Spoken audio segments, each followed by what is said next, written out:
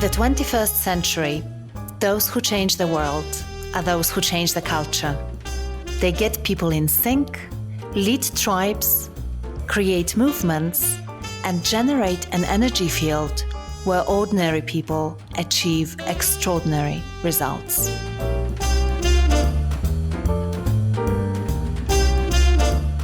I was 17, and my brother Ed and I, we were on a return trip home from a basketball game. And along the way, we stopped for dinner. And everyone unloaded off the bus except for me and my brother Ed. At that point in my family's story, we didn't have the means to play sports and afford dinner. And we were very accustomed to staying back on that bus. We were beyond the embarrassment. We were no longer ashamed. And we knew our family was doing the best they could. Well, a few moments after the team unloaded, one of the dads to the other players, he steps on board the bus. And as he's walking towards the back of the bus, he teased me a little bit because Ed had outscored me that night. And then he said something to me that I will always remember. I'm Aga Bayer, and this is the Culture Lab podcast, where you will find ideas and inspiration on how to harness the power of team and organizational culture. I talk to leadership thinkers, culture experts, entrepreneurs, and all sorts of movers and shakers, and together we explore the fascinating topic of culture, leadership, and personal growth. If you like what you hear, subscribe to the podcast on iTunes. Or better yet, write a review on iTunes and share the podcast with your followers and friends on social media. For more, check out our archive at www.agabayer.com/podcast. Hello, and welcome to episode 63 of the Culture Lab podcast. I know that you haven't heard from me for a while, and that's because we took a break. The whole Culture Lab team took a break, and we went on vacation, my husband and our dog, Ollie. We went to Tuscany near Siena, and it was just incredible. Just the rolling hills, sunflower fields, amazing weather. I have to say that for a moment, I forgot that we are still in the midst of pandemic. It was so good to take a break from all the madness. And so now I'm back with my batteries fully charged, really excited to be starting this new season of the Culture Lab. It's season 4. I can't believe it, right? Can you believe it? It's season 4? Anyway, we have Bobby Herrera on the podcast today. Bobby is the CEO and founder of a company called Populus Group, and it's one of the fastest growing HR services companies in the US. And what Bobby shares is basically his journey from the moment when he thought about setting up a business and how he envisioned his company to what it is today. And what's particularly fascinating for me is that Bobby was extremely clear about what sort of company and what sort of culture he wanted to create. And yet to get there and to bring that vision to life wasn't such a straightforward journey. So he shares how it happened and what he needed to do to create a culture that really enables people to be successful. So without further ado, here is Bobby Herrera. Bobby, welcome to Culture Lab. Aga, you're a phenomenal student of culture, and I'm excited to connect with you finally. I've heard great things about your work, and you're doing many good things out there. So thanks for having me. Thank you, Bobby. And it means a lot to me coming from you. I've really been impressed with the culture work that you've done in your company and your background as well. So I really can't wait to dive straight into this conversation. But before we do that, I have a question that I ask all my guests at the very beginning of each interview. So here goes. What were the early cultural influences that shaped you as a person? Let's start here. Tell me, what made Bobby Bobby? I think the real obvious answer for me is, growing up as one of 13 in a struggling family. We all had to learn to contribute. We all had to learn to be resourceful. We all had to learn to be creative. And at the time, you don't realize the phenomenal life gifts it's given you. And as I reflect back on my journey, a lot of those challenges also came with a lot of strong connections. And at the heart of building great culture, I think is creating that safety that gives us that connection we all desire. And I would say if you had me pick one thing, I would point back to that loving dysfunction that I had as a very young man. And who hasn't had a dysfunction in their lives, in their families? I think this is a story of everyone's lives in a way, this way or another. We just have slightly different stories, but there are some common themes for sure. Thank you for sharing that. And it does sound like a challenging childhood, and also a childhood where you would learn a lot. I can only imagine that being one of 13 immediately teaches you about the importance of sharing and giving and finding your place in a group, and, as you say, creating an environment where everyone can function and perhaps even thrive. And I also know from our earlier conversations that there was an incident that seems to have put you on the path that you are today. So I would like us to kick off with that. Could you tell us the bus story, please? Yeah, that story changed a course for me. I was 17, and my brother Ed and I, we were on a return trip home from a basketball game. And along the way, we stopped for dinner, and everyone unloaded off the bus except for me and my brother Ed.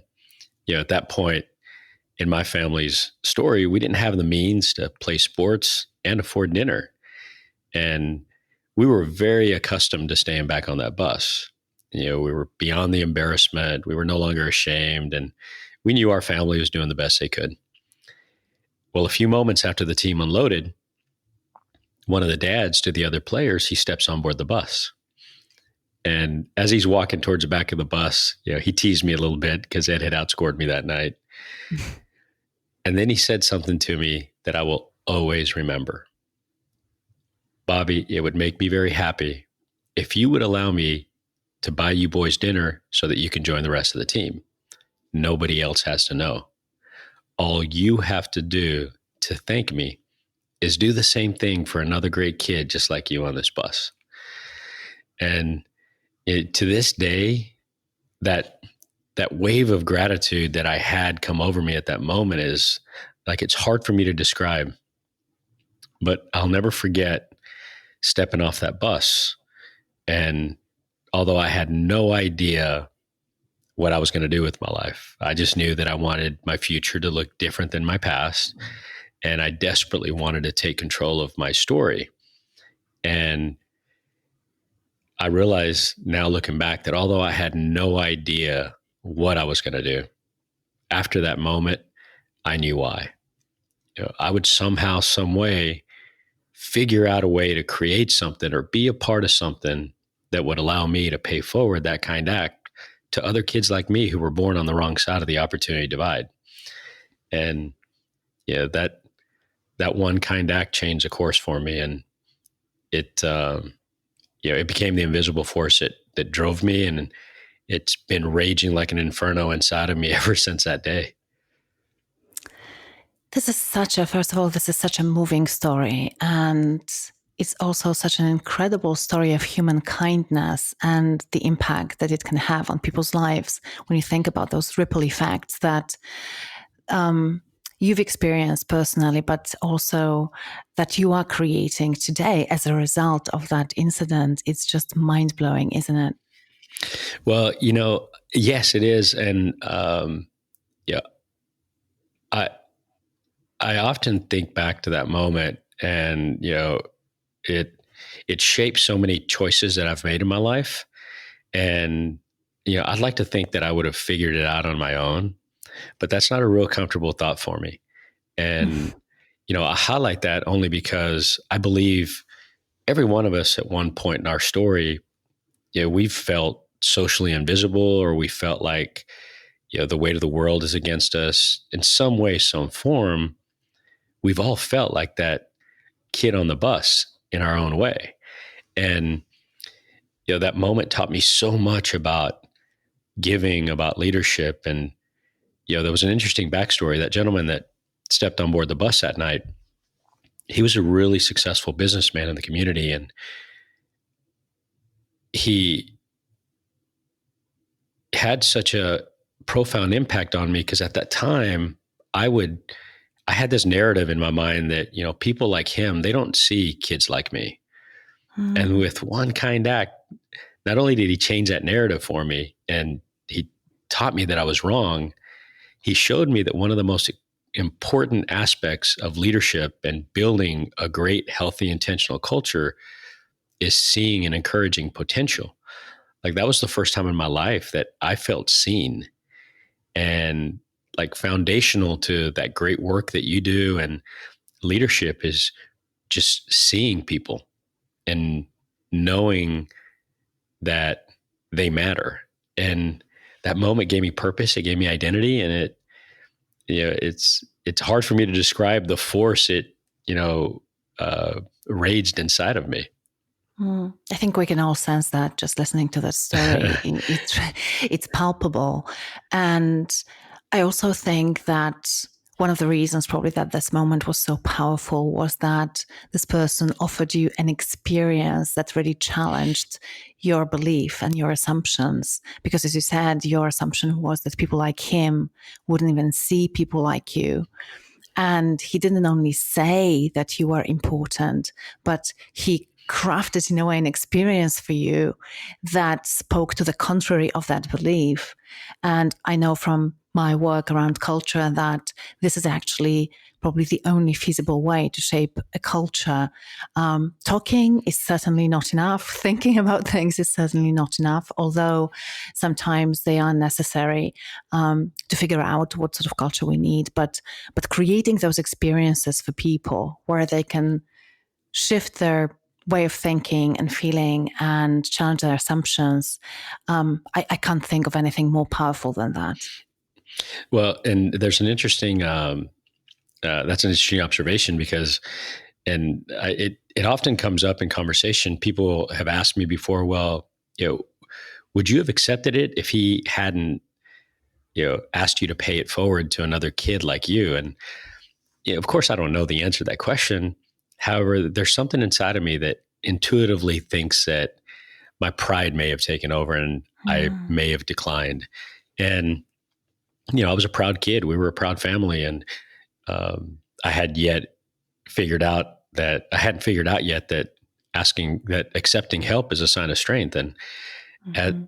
at that point, when he asked me to do that, like now I can see so clearly the level of humility that he had and that he had already figured out himself in his years of wisdom to not publicize that for anyone. And another real important lesson that moment taught me was that leadership is about giving more than you take, and it's about wanting more for your people than from your people.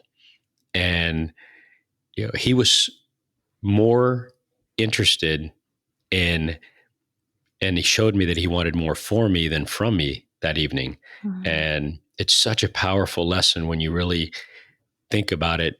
And we can self-assess that every day, whatever culture we're building. We all have a vivid imagination of the type of culture that we want to bring to life. However, there's some real simple metrics that I self-assess on a daily basis. Like, am I seeing my people, and am I making them feel seen and heard?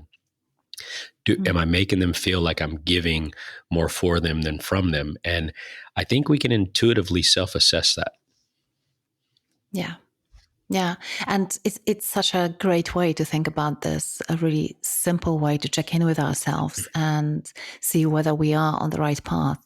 And I just have to say and share with our listeners a little bit of backstage. So before we started recording, I asked you, and I asked this to all our guests, what is your intention for this interview?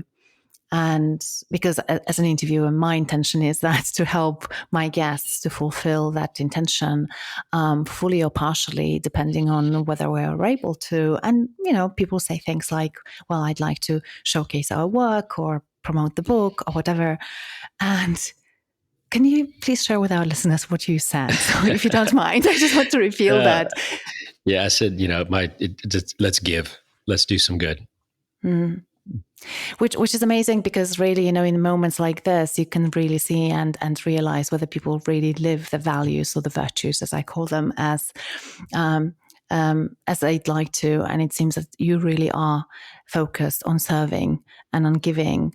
So it's such a deeply rooted belief for you, which is a wonderful thing to see. And I know that your company's credo is one of the important principles is that everyone deserves the opportunity to succeed. Um, so I'm curious, is the fact that it's so important for you personally linked to that event on the bus? Why is it such an important principle for you? And how does PG, your company, serve that mission? Well, that is the number one question that my organization has to have clarity for around, and that is, why do we exist? And the answer to that is what you said. We believe everyone deserves an opportunity to succeed, and at the heart of that is the bus story. And I'm so proud to be able to share that we've had so many other stories that are like the bus stories in the 17 years that I've had my organization, all born out of the wonderful challenges and struggle of building the community I've been very fortunate to build. Yet, you know, embedded deeply um, in that belief is, I'm a sucker for the underdog. Uh, I am a front row fan, champion for the underdog, and my battle cry. I think I end the book that way: all hail the underdogs. And Yeah. I've I think I've always felt like one. I definitely know I've always played sports like one. And if there's a team playing, like I would be the worst gambler on the planet if I was. And because it would be a no contest choice for me. I'm picking the underdog. Like, I want that scrappy, gritty, like never quit, little girl that's playing on the soccer field to just win. And it's just deeply embedded. And that has been a real big part of the attitude and the behavioral elements that we've always looked for in the type of, great people that we've selected for my company and, for our story. And, it's, it, it's, it's just second nature to us, Aga. So it starts with you in a way. It starts with your personal beliefs, because, as you said, this is something that you have a soft spot for, supporting people who are considered to be the underdog, and other values and other virtues that you practice in your organization. And clearly, as a founder and CEO, you cast probably the longest shadow when it comes to culture and leadership. But I'm curious, how do you view the role of the rest of your team in co-creating culture, in shaping culture, in taking responsibility for your culture? Well, I'm going to massively oversimplify for you, if you don't mind. I love simplification. Yes, I'm a big fan of that. Exactly. So please go ahead. Well, the short answer is that it's an and, not an or. And yes, I agree. It absolutely all starts with me foundationally.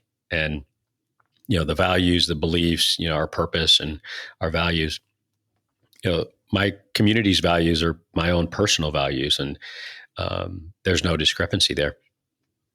Now, as far as my team, when I say it's an and, it's like we have to be so behaviorally aligned, because I believe that my whole community, they're gonna hear what we do before they hear what we say. And if there's discrepancies in our behaviors, style aside, because there is no hiding the fact that we are all different people and we celebrate that. So regardless of style, if there is not imperfect behavioral alignment between us, it's going to be a complete, fraud to the rest of the organization. Like, you can't fool people. Like, we're intuitively wired to pick up on those discrepancies in behavior, and we see them. And often it's laughable for me when I work with an organization or I am coaching a fellow, gritty entrepreneur or CEO, because it they tell themselves this narrative, and I'm like, you realize your people see right through that, don't you? Yes. And when we really boil it down and unpack it, they're like, well, yes, I guess you're right. They do. Of course I'm right. I'm like, you always saw right through it. Why would you think they're any different than you are? I know. And why do they? I'm just really curious. What do they tell you in that moment? Well, I'm always so empathetic because I believe that all these wonderful leaders out there intending to build great cultures, they're so well intended. Yet through the years, there's been modeling that hasn't been in line with what I believe is truly in their heart. And at the heart of building culture, it's synonymous with building trust. It's like, make sure you're doing those behaviors that you can self-assess with every interaction. Are you building trust? And that is the single most important asset that any one of us will ever own as a leader. And often there's a tendency to overcomplicate things. For example, like CEOs spend an exorbitant amount of time focusing on their brand. Well, what is brand? Brand is a lagging indicator of the strength of your culture. And it doesn't matter how much time and energy you put into that. If your culture is not strong, your brand's going to follow. So, Yeah. And often it's time just changing those narratives, simplifying that view and perspective for CEOs. And, I also want to make sure that embedded in all those strong opinions that I have are a plethora of mistakes that I made making those same well-intended mistakes. There's so much stuff that I want to unpack in what you have just said. But the first thing, I want to put a pin a little bit in what you've mentioned there and underscore that trust is the most valuable asset that you will ever have as a leader. So talk to us a little bit more about that. Why is that so incredibly important? Well, I'm a student of Stephen M. R. Covey. I've been fortunate. I've had an opportunity to build a great friendship with him over the years. And what I've really learned from being a student of his work is it's a real simple equation that I think any one of us can understand. It's like the higher the trust, the faster the speed, the lower the cost. And then you can look at the inverse. The lower the trust, the lower the speed, and the higher the cost. So for those wonderful listeners out there that are very logic and data centric, which I'm not, I'm more of a feeling heart kind of guy. I mean, even that resonates, with me. And what organization doesn't want for to be able to move faster and keep costs down? I mean, that's at the heart of entrepreneurism. And often I think we intuitively know how important trust is. We learn that just the way we're wired as a human animal growing up. And yet, as we're building a business, as we're building culture, I've learned that so many well-intended leaders out there aren't as aware as they need to be around how they're intentionally building it through their interactions, through their questions, through the choices they're making, through all those little cumulative interconnected pieces of their organization that their people, regardless of whether they choose to believe it or not, they're keeping track. Like there's a tracker in their mind, subconsciously of that trust tracker. And if as a leader, you're not intuitively aware of that, you're making some unintentional mistakes out there that are probably having a significant impact on the level of trust in your organization. Yeah, absolutely.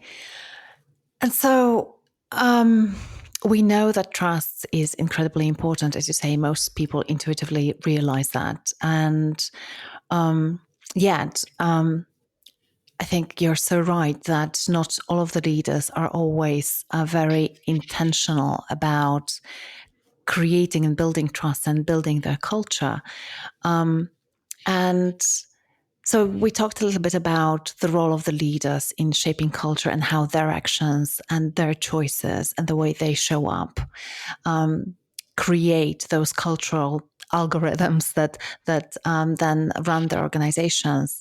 What about the rest of the employees? Do they contribute? Are they active agents in evolving culture or creating something together? What is your view on that? Well, I appreciate that question. One thing is about the the measure, the trust. It's one thing to say it. It's one thing to be aware of it. It's also been a real intentional metric that we've measured year over year. So that is the metric that I've voiced to my community that I care about the most. And how do you measure trust, Bobby? What tool do you through use? Stephen M. R. Covey's, through the voice of, I call it through the voice of my community. At the end of the year, we actually send out a very simple survey that's facilitated by Stephen M. R. Covey, Franklin Covey's organization, and they measure the trust of the organization through very simple, credible. It's a survey, but it's done, and we've been doing it now for quite a few years. And at the end of that, we get a score around our organizational trust, our credibility, all the important pillars around building trust. And for more years than I can count now, I have been very vocal about making sure my community knows, like, this is the metric that I care about the most. Not that the other ones aren't important. This one is most important. So not only do you have to measure it, you have to tell stories around it, and you have to make sure that your people know that, hey, I want you to hold me accountable to this metric that I say is most important for our community. Yeah. And it's such an important point, isn't it? Because for most organizations, the metric that is really driving most of the actions that companies take and strategy and so on and so forth, they are usually linked to financials. And that combined with short-term goals and view can be really catastrophic. And so having different metrics that can counteract that, I think it's extremely important. And it's so interesting to hear that you consider it to be the number one metric that you are interested in to see whether you are on the right path and whether you are going in the right direction.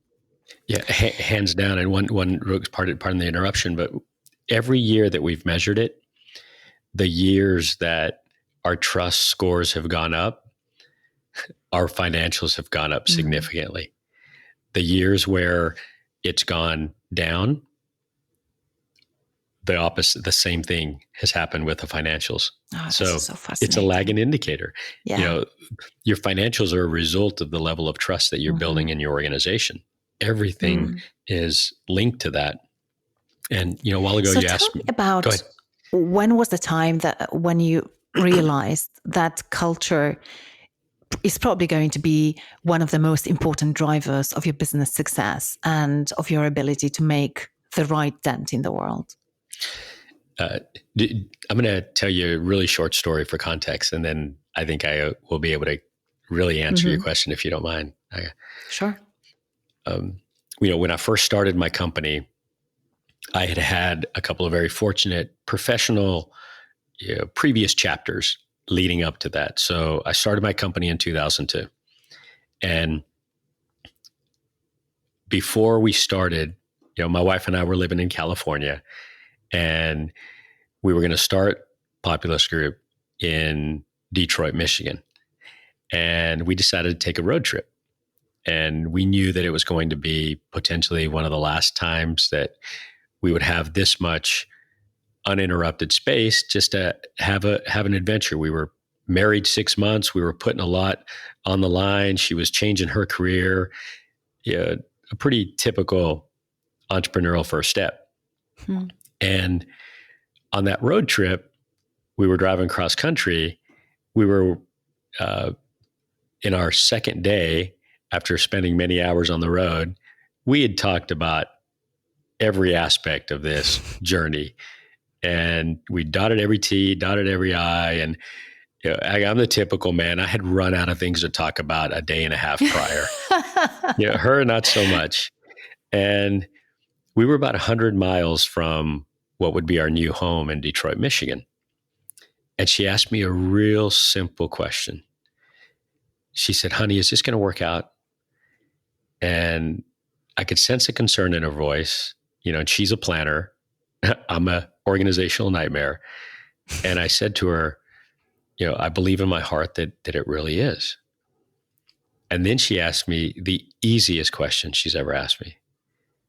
She said, "Honey, are you scared?" And I told her, "I am terrified." Well, that conversation quickly evolved to me sharing with her how I wanted this company to feel. I didn't have all the answers, obviously, yet what I told her is, I want to build something where people feel like they're part of something bigger than themselves, where they feel like they're worthy to be themselves, where we always have one another's back, per se, like my brothers in arms and I had when we were in the military, where we never take ourselves too seriously, where we're always acting like students who have a lot to learn, where we love to laugh. And I started going on and on and on and about all these things that I imagine. And then she asked me, "How in the heck are you going to do that?" And I'm like, "I have no idea. I'll figure it out." And, so I tell that story because embedded in those things that I wanted to create, I tend to learn things from a reverse role model perspective. Maybe it's because I was one of 13 and I had a lot of reverse role models in my life. Mm-hmm. And I tended to be a hard way learner myself. And, I had this image of things that I wanted to create that in a sense were quite frankly the opposite of what I had experienced when I was on the other side of the table, per se. And I'm not Yet, surprised by that, because for so many people, actually, it's easier to say what I don't want first or what I'd rather avoid. And this is a wonderful pathway to discovering what it is that you do want. Exactly. And, framing that up, and in my mind, I could see it very clearly. And those were literally, quite frankly, the things that were, that I wanted. And I wanted to surround myself with, great people that wanted the same thing. And so over the first, 5 years, I often call it the most fun I never want to have again. We were just fortunate to get through that stage. And you fast forward into our second era, which I call the holy bleep era. Insert whatever your favorite bleep word is. And, as our communities, our company's growing, we had a long list of, trips and falls and mistakes along the way. I lace the book with those mistakes and share those very openly. Yet, I always had this imagination of what I wanted to create, but it was in that second era of our growth and our life cycle that I realized, okay, this place feels nothing like I described to Rosalind on that road trip. And I realized that if I don't really, first and foremost, share what I imagine with my community, with my organization, like, they'll never be able to help me. I'll never be able to do this by myself. And it, goes back to that question you asked me earlier. How do the rest of the employees contribute to the culture? I was like, well, first and foremost, they have to know what I imagine in my mind. And I talk about that in the, share what you imagine chapter of the book. But I had yet to do that. And so if I don't do that, and if I don't give them that vision and that culture that I want to create, how in the heck are they supposed to help me? And it was around that time frame that I finally started doing that. Like, I hadn't even shared the bus story with them up to that point. Wow. And I often tell people that once I did, and I was scared to death to do it, by the way. Mm. And once I did, though, that started transforming my company into a community. And that's why I call it my community. Up to that point, I was building a company. After I started doing those things, I started building community. Thank you for sharing this. And it's such a generous thing to share your journey with our listeners and sharing all these early mistakes and how painful it has been for you at the beginning, because I think it really demystifies a little bit for our listeners what the entrepreneurial journey really looks like. We are usually bombarded with stories about overnight successes, and we learn about companies when they thrive, and everyone feels a little bit overwhelmed. Oh my God, we're never going to be able to reach that stage. But when you talk to people like you realize that they really were figuring it all out on the go, and it hasn't always been easy. So I really appreciate you sharing this with our listeners.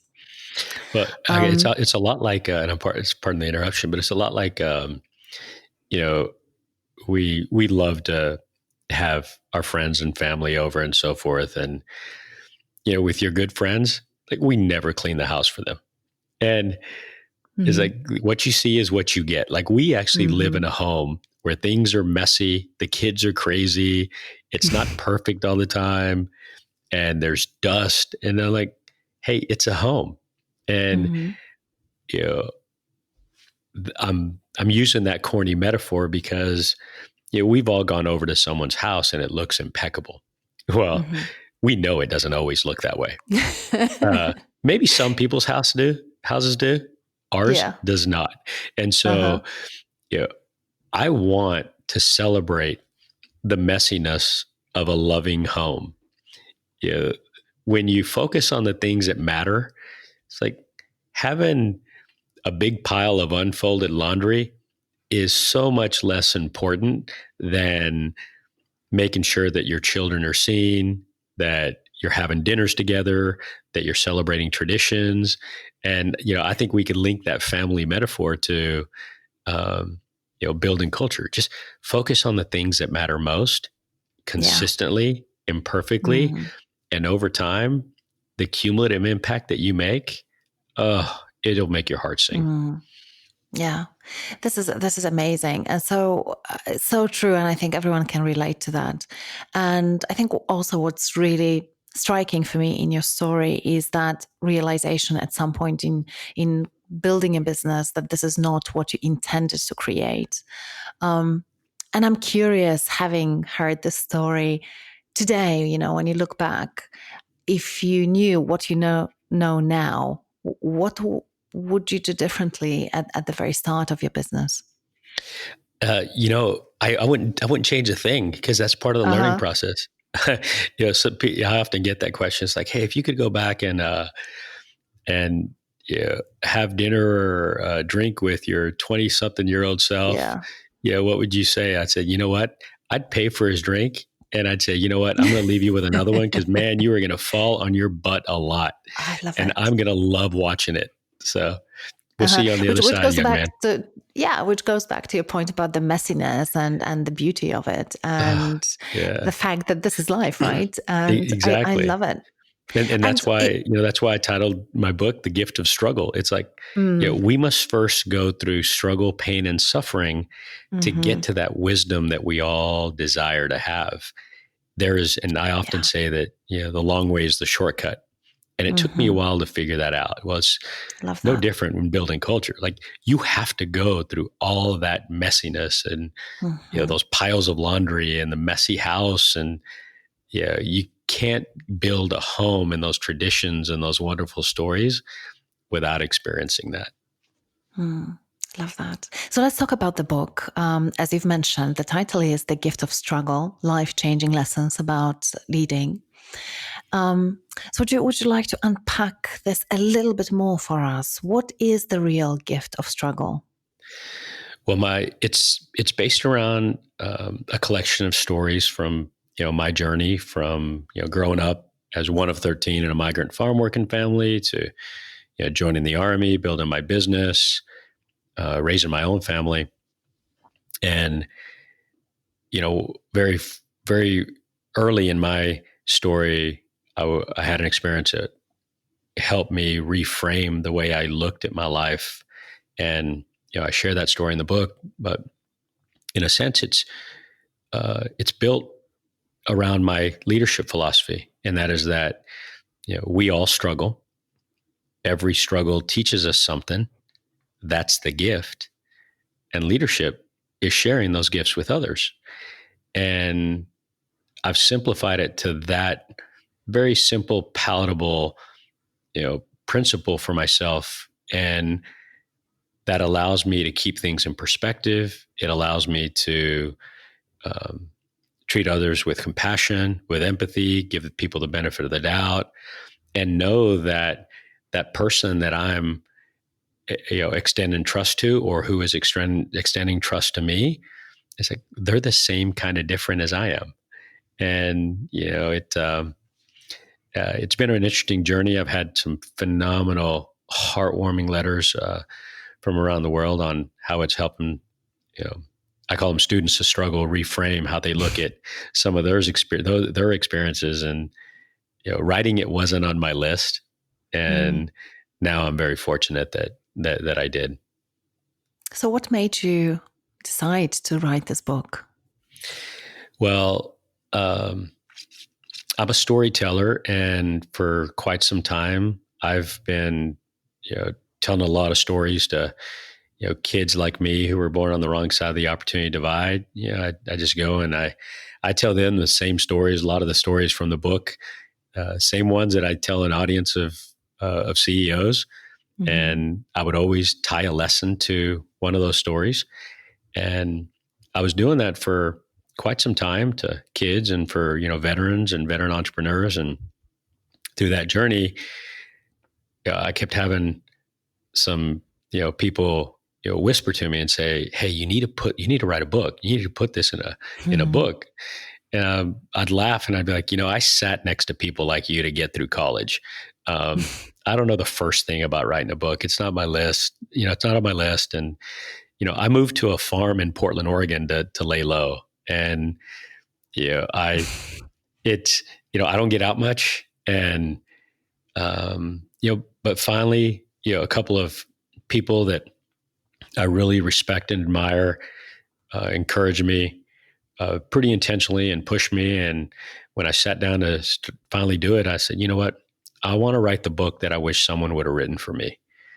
And that's why I kept it simple, short, palatable, and Hmm. and put it in a way where even my kids could read it, and they love some of the stories in there. So Hmm. It is a wonderful book, and it's thank you. packed with wisdom. It's also very beautiful as an object, I have to say. I definitely want to encourage our listeners to get it. I think you really took it to an art form, this whole process of simplifying things and storytelling. Um, and I'm fascinated by both.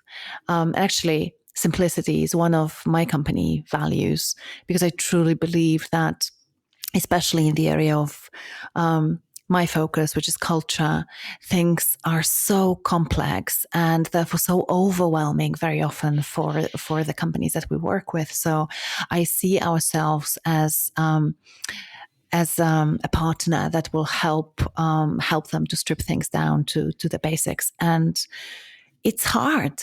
It really is hard to Mm-hmm. simplify things without dumbing them down. So, what is your what were your learnings from the writing process, and generally, putting your wisdom and your lessons from your struggles into a form and shape that can be useful for people? Well, it was an interesting journey. It took me a little about 2 years because I didn't want it to take over, um, take over my life. And so I was very intentional about responsibly blocking out time over a 2 year period. So early on, I figured out, okay, well, what are my boundaries for doing this? And when am I going to do it? And how am I going to do that? Because I didn't want it to compromise team one. That's what I call my family. And then Mm-hmm. team two, Populus Group, I still have this wonderful community that is expecting me to, build a culture and create opportunity for all of them. So first and foremost, I did that. And once I did that, then I set out on the journey, which was completely uncharted waters for me. And, I picked this little bakery in the mountains of Washington that I would drive to during my blocks.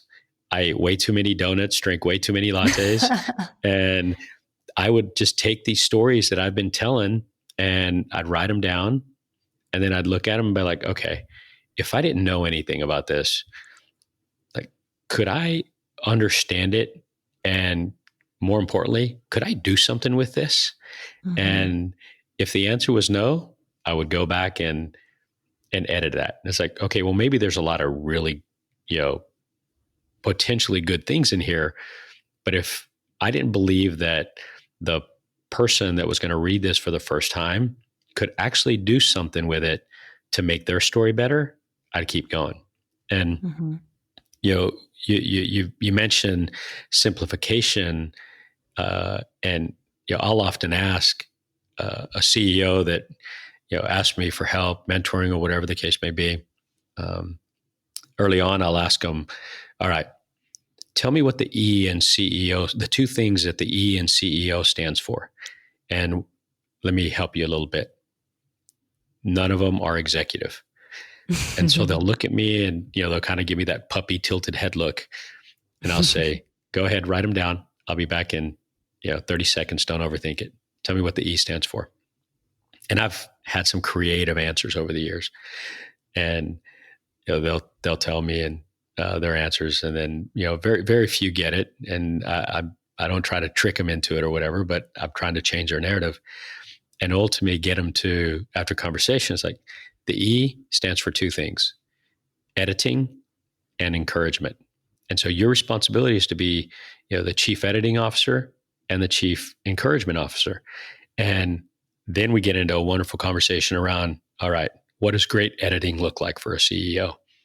And at the heart of that is simplification. Like, and you can self-assess that on your drive home. You can self-assess whether or not you edited something for your organization that's going to make someone else's life easier, more fulfilling, or more impactful. So that's just the way my brain is wired. Um, Mm. I guess I so. love that. And I really love this analogy that emerges from the story with writing, because, and you talking about the actual writing as well, because it's so true. There is potentially so many ideas, first of all, so many potential directions that you can go, to as a company, and so many truths, potentially Mm-hmm. alternative truths. And so absolutely, a huge part of a job of Yeah. a leader is to decide which is the one worth pursuing and what do we need to focus on. So I Can I tell really you love one that trick? analogy. Can I tell you Yeah, one like please, corny thing that I definitely. that I do with storytelling? Mm-hmm. I'm so blessed. I get the wonderful opportunity to, when I'm not traveling, I drive my kids to school every opportunity I get. And for the Yeah. majority of the time, I'm the breakfast guy, and I'm the bus on the way to school for them. Mm-hmm. And on the way to school, if I'm going to do a speaking engagement, or if I have a new story that I'm packing a lesson around, I'll tell the kids. I'll be like, "Hey, kids, dad has a story," and so they'll start listening, and the kids love stories, Mm. and I'll tell them the story.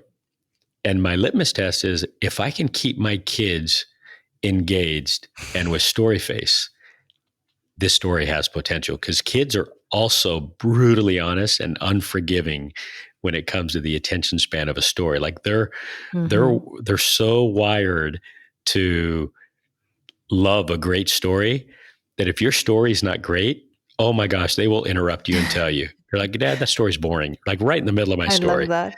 And so This that's is so great. So, that's how for I our fine listeners, if tune you my have storytelling. kids, yeah, What's that? for our listeners, if you have kids, then absolutely share these stories with your kids. If you don't Yeah. have kids, borrow from your Uh-huh. friends or from your brothers, sisters, your That's nephews. right. I can Yeah. imagine And I'll that I'll can, often yeah. I'll turn the table on them too, because I want aside from them listening to me tell stories, I want them to really appreciate the gift of storytelling. And Mm. so, I'll turn the tables on them and I'll be like, okay, I'll pick one of them. I'll say, okay, you get a salamander, a garbage truck, and a bow and arrow. Tell me a story. And they'll look up and they'll be like, okay, Dad. So this salamander was driving a garbage truck. And I love some of the creativity, and over time I've done that for them. And I actually do the same things for, I call my employees climbers in Populus Group. And I put a significant premium on storytelling. Mm. That's how we inspire, educate, and connect. And it's a big part of our culture, storytelling and building traditions around that. Yeah, it's such a powerful culture shaping tool, isn't it? It's the best drug ever invented. I know, and it really has this incredible power to, as you've mentioned, shape our narratives, and basically our narratives shape our lives, or our company's lives, and our company's success. So, absolutely, I can't think of a better tool um, to shape cultures and to shape those narratives. One last question that I have for you. Um, I guess based also on your experience as a CEO and as a founder, is in your view today, how would you describe a healthy culture? What is a healthy culture to you? Well, um, I think that it's a pretty simple self-assessment, and the things that I would, that I self-assess and I point back as to whether or not my culture is at the state of health that I want it to be, and little things like are is my team speaking up openly and with the unvarnished truth, and are they telling me I'm wrong? Like often I'll ask a leader, it's like, when's the last time that someone on your team told you that you were wrong? And Mm, that is a real telling story about the health of the culture. When you create enough safety to where people on your team and or people at different parts of the organization will openly tell you that you're wrong, then or that they disagree with a choice, obviously they need to do it respectfully and vice versa. Yet, I think that's a great self-assessment. Obviously trust. Um, I'm a big uh, believer that one of our biggest responsibilities as a leader is, you have to be obsessed with making great people better people. And if you can point to examples and if you have stories on how what you're doing within your culture are making the lives of the great people that have extended trust to you better, mm, then I think you're really starting to create something special. Like the things mhm. you do, which within your company, which in I call my community team two, the things you do within team two should make things profoundly better within team one. And, are you teaching those things? And Yeah. um, and I don't believe there's a leader out there that can't self-assess their own behaviors around some of those simple dynamics, like less politics, more clarity, the things that Patrick Lencioni teaches around Mm, building organizational health. I'm a big yeah. student of Pat's, and we Mm, we've utilized his model to really create healthy trust and cohesion within our community. yeah. And I think this ability, Lencioni talks about this ability for teams to um, handle conflict in a constructive way. And it seems like you have created that environment where it's safe to disagree and sometimes to pull in opposite directions for the common good, right? So people don't hesitate to do that within your company, it seems. And I think a lot of leaders struggle with creating that environment. In my experience, at least, probably the most difficult challenge for the companies that I personally know is how do we cultivate that psychological safety where people are really comfortable with speaking up and, standing up for what's important and meaningful for them and for the company, even if it's speaking up to the authority, whether it's their boss or their boss's boss, etc., etc. So if you had just a couple of pointers for our listeners, what are the most important things to do to start cultivating that psychological safety? So I think I'm gonna one of my favorite quotes, and I'm gonna paraphrase it a little bit. Often when the famous statue of David that Michelangelo created, often when people would ask Michelangelo, it's like, hey, how did you create this statue of David? How did you have this image?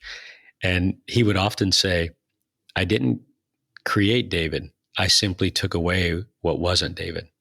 And I used that quote of Michelangelo as a metaphor that points back to that, editing and simplification are part of the conversation that we just had. Take away the things and have the courage to edit, have the courage to simplify. And the more you liberate your organization by taking away the things that aren't part of your David per se, then you can allow those wonderful behaviors around trust to start manifesting. And you have to keep reminding. And you said a while ago, you said this culture that you've created. I would actually put a minor edit in that. I would call it creating, because it is a labor of love. It is a manifesto, and it has been the most exhausting and fulfilling journey that I've ever been on. It's like there's no finish line. It is a manifesto. And that's one of the reasons I use a climbing analogy and metaphor and theme is like you have to keep putting one foot in front of the other, but just one step at a time, slowly, responsibly. And I may have given you a little more than you asked for there, but I wanted to try to simplify it with a little bit of context in terms of how I think. Great.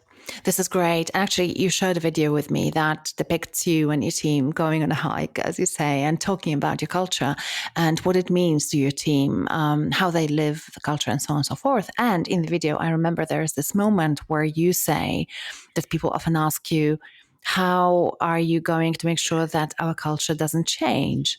And your answer to this question made me feel like I wanted to high five you, because basically you said exactly what you've said just now, which was it has to evolve all the time and it's an ongoing process. It's not an event. You can never stop. And it does change, and it should change because our external environment changes, and our clients change, and so potentially there are some aspects of our culture that might need to change as well. Undoubtedly. And we change. Like, thank God I'm not the same person that I was in my 20s. Prefrontal lobe development. And that's the same for any community that you're building. It's going to evolve. Like, keep the values pure and simple and precise, and never stop telling stories around those. The culture itself is going, like, you want it to evolve. And, when we select someone to be a part of Populus Group, we're in that first week, we call it their uncommon welcome. We engulf them in the stories. But one of the things that we do on the very first day is we look them in the eye and we say, we selected you to come here and make us better. And you have a wonderful story that you're bringing to our community to make ours better. So you have one day to be new.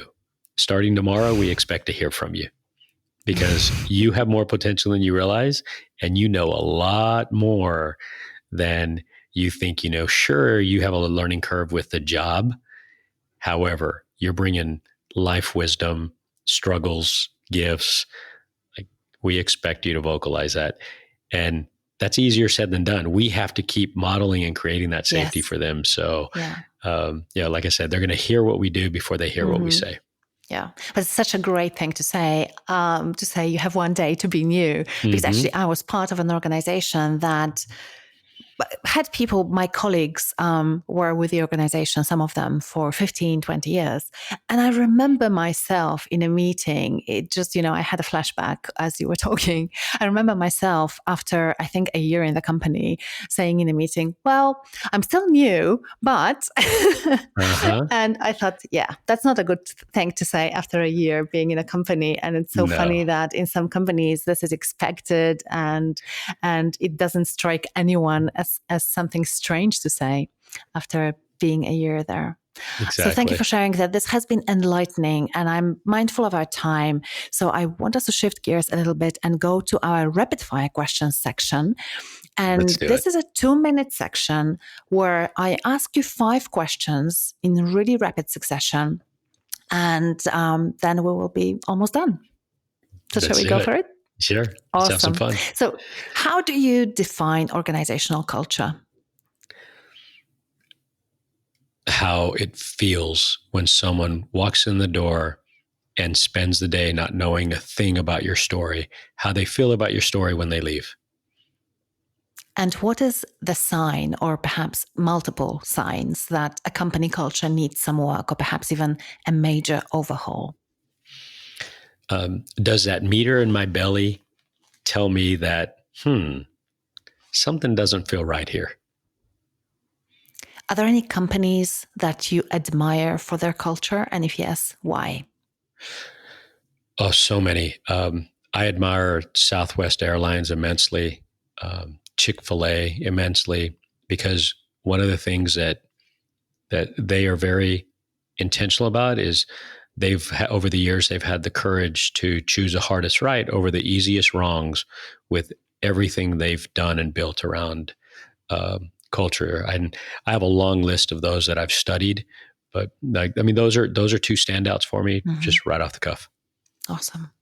And what are the books on culture or on leadership that you would recommend, aside your book that I definitely recommend our listeners get their hands on?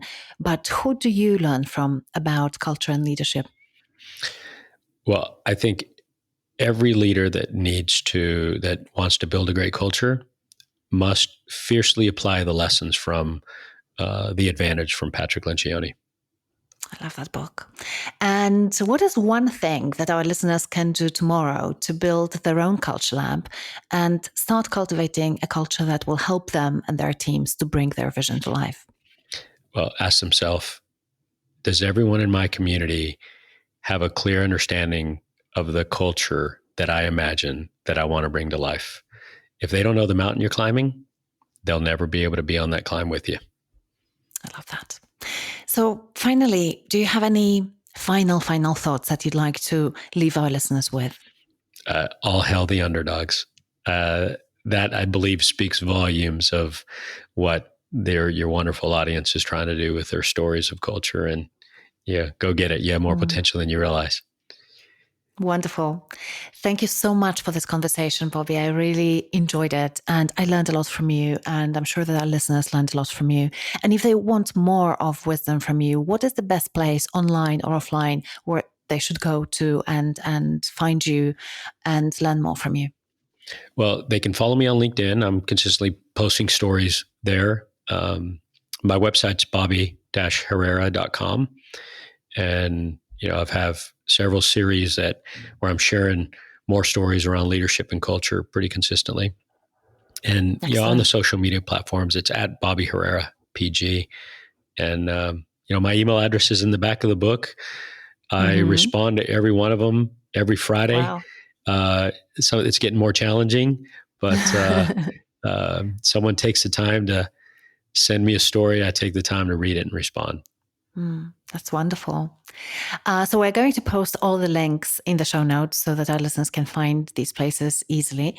And one final question that I have, and I promise it is the final question, is do you have anyone to recommend as a wonderful guest on this podcast? Yes. There's a couple of wonderful people that have been so impactful for me. Let me send you a list of a couple of people that I think would be wonderful storytellers for your audience. Thank you. I really appreciate this. Thank you so much, Bobby. Yeah, my pleasure. Keep giving more than you take. All hail the underdogs.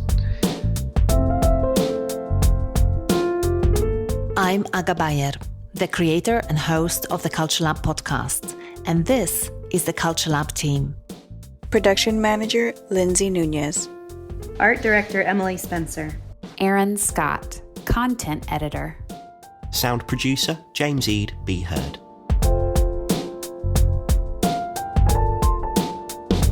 If you haven't subscribed to the Culture Lab yet, you can do it on Apple Podcasts, Stitcher, Spotify, and many other places where podcasts are available.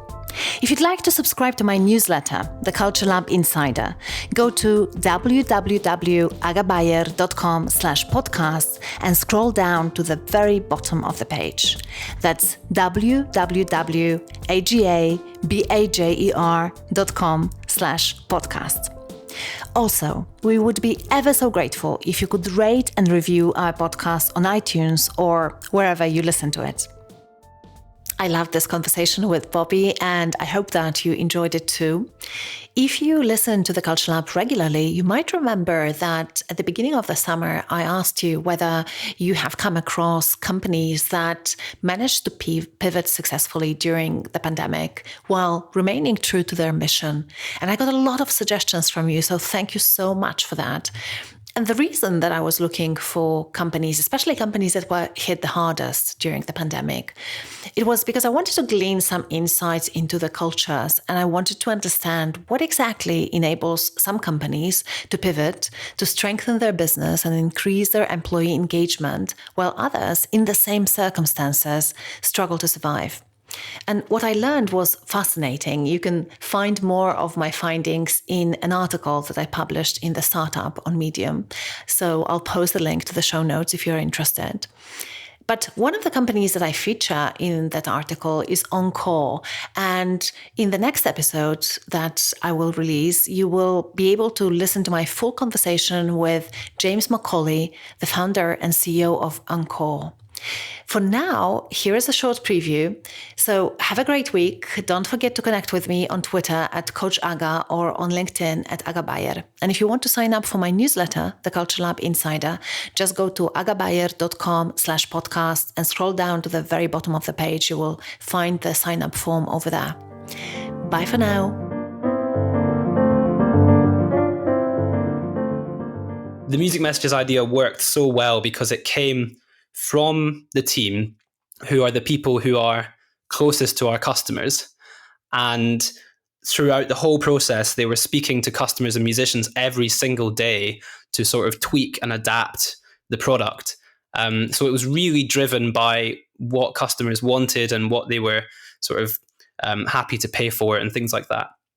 And I think in the past, we've sometimes fallen into the trap as leaders that, we understand the strategy of the business and therefore, ideas will come from us, or maybe they'll be sort of filtered through us. And I think a lot of organizations do that. They sort of have the ideas come from the top that then trickle down to the rest of the team. And that was such an incredible example of ideas coming from the bottom up and actually not even going through James and myself, because we were so occupied with the other problems to solve at the time. So I think, making sure in the future when we're brainstorming, or if any company is brainstorming, making sure that every single idea is heard, and then really running those ideas by customers rigorously. It does sound obvious, but I think that's what helped us succeed and move so quickly, was that there was no bureaucracy. Everything was sort of directed by the customers, and the team, just because it was the team's idea, and it was their idea. They were so driven to see it through, and they were sort of working through the weekends. And I remember coming onto Slack on a Monday morning and seeing whole conversations that had happened on Saturday and Sunday. And that just doesn't happen when you tell people, here's what we're working on. So yeah, it was an incredible lesson in getting ideas from the team and having them run with those ideas.